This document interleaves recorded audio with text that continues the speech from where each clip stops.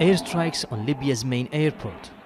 Mitiga in the east of the city attacked by warplanes on the orders of the warlord Khalifa Haftar. International passengers are being evacuated. Libya's old airport on the southern edge of the capital Tripoli is also under attack. Forces allied to the UN government have rallied to repel Haftar's advance. We can't accept military rule in Libya. That's why we've come to Tripoli to defend the city.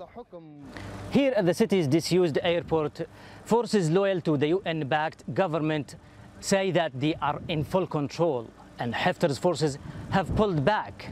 But as the clashes are still ongoing, fear is rising that several other neighborhoods will be affected.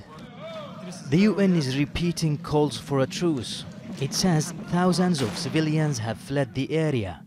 I think the first message we need to pass united is the full implementation of the humanitarian truce to allow the civilians and the wounded to be evacuated from the city and to avoid any further military action and any further military escalation and the return to the political negotiations and the political track.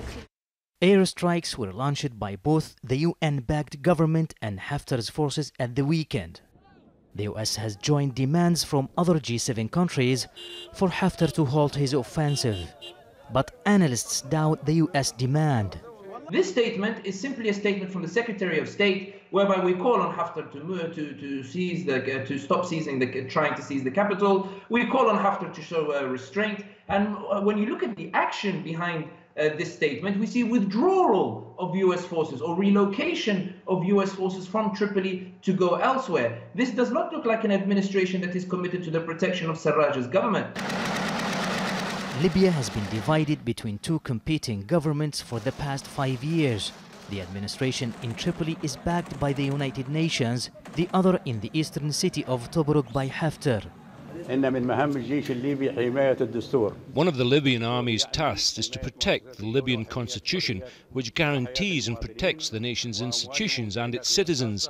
The Libyan army is moving towards Tripoli with one goal, which is to free it from the armed militias.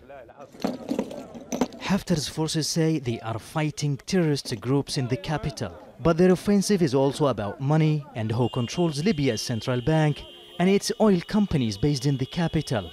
Mahmoud Abdelwahed, Al Jazeera, Tripoli.